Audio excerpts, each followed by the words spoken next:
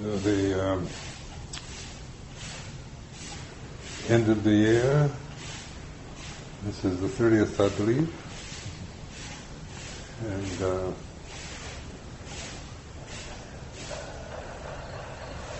we reflect on time itself, because it's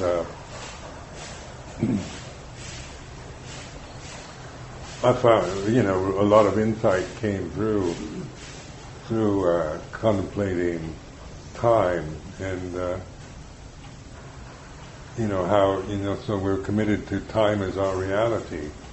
The age of our body, or the clock, or the calendar, the diary, and the whole everywhere the society is very much committed to living in time as the real world. So then in Reflections on Dhamma, Santidiko, Akalika Dhamma, then I would contemplate then what the timeless, what is Akalika Dhamma, and just this kind of self-inquiry style, in trying to put this concept of akaliko, or timelessness, in, and then reflect on it, because all the thinking is time bound. You can't conceive timelessness. You negate the time itself. You say timeless. So then you're exploring the nature of phenomena, which is all about time. Birth and death, and arising, ceasing, and this way you can contemplate that right now there's only experience. Reality is always in the present. There's not, you can plan for the future, but actually there's only the present moment is what's real. And the rest is, a creation of the mind. Like right now, sitting here, this is the present moment, the Paccuppanna Dhamma, or the reality of now. And then, of course, our lives are committed to the future, like tomorrow and New Year's, going into the worrying and planning for the memorial service at Wat Pah Pong and so forth. So this is the future. We have this in the future. But then right now, what is it? The reality of planning for the future. What is it in the present? So it's the thinking, ideas we create in the present, expectations, or fears, dread, or hopes about the future. We arise in the present. So I think on the 16th of January is this annual ceremony, memorial celebration of Luang Por Chah, and the 16th of January is when he died, and then they had his funeral, his cremation, on 16th of January the following year. So we've got this thing in our mind, 16th of January. Right now, 16 January 2011 is, we expect that, it's not a memory, it's the future. And so you just begin to notice that that's a perception we create, it's a convention that we use in the present. But how many of you really live your lives for the future? Where you're going to go next, or what, the thinking that if we practice now we should get some desired result in the future. Here's a creation in the present. So this you can know. This is like direct knowing. It's not a dismissal or a judgment. It's not saying it's wrong to plan for the future, or it's just noting what it is as the reality as we do it, and the present is like this. So then the future is, summing it up, is unknown. It's the Maina and Luang Por Chah's teaching, uncertain. It's not known. It's not a memory, but we create expectations or hopes or dreads, fears, plans. So many people's lives are lived always, expecting something in the future. The present moment can be not noticed at all because maybe we're busy planning our life out for the future. Or, and then you're sitting here and then the past, yesterday, what is that right now? As you're sitting here, this is the present moment, like this, and then yesterday is a memory. So I remember things that happened yesterday. I remember that. That's memory because it's already happened, and then the retentive memory will remember, like things, details of that one experienced, things that happened yesterday. And so it's just by noting, and then you have memories, these 5 khandhas. So you have all these 5 khandhas are impermanent, changing, unsatisfactory, and not self. So if as you begin to really use that and use it for penetrating, both on the coarse and subtle levels, more and more your commitment to time as reality and to yourself as a personality, these things become increasingly less real for us. We begin we begin to acknowledge what they really are. We're not dismissing or denying, but recognizing. And this takes like a determination to keep at it, so that you're really learning. You're all the time, and whatever's happening, whether you're healthy or sickly, or things are going well or going all wrong, or whether you're feeling faith and hope and interest, or you're bored and fed up. Everything is here to be seen for what it is. So the moods, the emotions, the feelings change, but that which is aware of impermanence, change, and what is that? So then you investigate, can condition know another condition? And so these are like, this is what you call the self-inquiry, where you're not interested in getting nice little answers out of a book or from somebody else, but the way of looking, of kind of observing and breaking through a lot of assumptions that one holds as being real and being true. So what is it that is aware of conditioned phenomena? Is it me, Ajahn Sumedho, being aware of conditioned phenomena? Or what is Ajahn Sumedho? And that, of course, then is a name, and that is, a conventional reality. We use it as a convention, but one begins to see it as a condition. That which is aware of the name, like when I just contemplate this name, Ajahn Sumedho, that which is aware of the name Ajahn Sumedho doesn't have a name.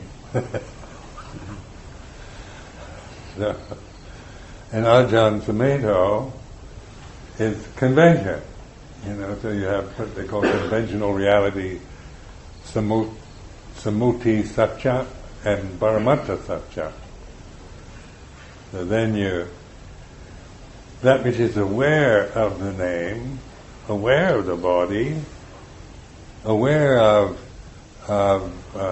assumptions, prejudices, biases, feelings, and attitudes, the thinking process, is not any of that. It's this ability as a human to be aware of conditioned phenomena without becoming conditioned phenomena. And so that's what we call mindfulness, sati, and sampajanya. And then panya, with discernment. Now really, taking that to its logical conclusion, then you have real insight into this, into Dhamma. It's seen, it's known, it's not through perception anymore, or words or definitions, but through the reality. And so then the teaching itself, is a convention. But it's not a convention for grasping, it's a convention to encourage and keep directing our attention. So like in monastic life, the monastic code and monastic life, you really see it as, use it as a way of, remembering this, because it's so easy to get caught up into the problems of a monastery or personal problems with each other, or family problems, or doubts and fears, and that human beings produce endlessly, and just because we're bhikkhus doesn't mean we don't do that. We do it all the time. But like training yourself to see the robe itself, like I say, how to use this robe to be mindful. So just the fact that it's a kind of this color, and the color itself, and the kind of style of it, is a way of when you're getting caught up with maybe personal problems or fears and whatnot, then you just by observing the robe, it helps to remind you to Paccuppanna Dhamma, here and now, to start observing just your own maybe anxiety in the present, or whatever you're feeling. You're beginning to use this form as in a skillful way as a reminder, not as another kind of attachment or a self-identity.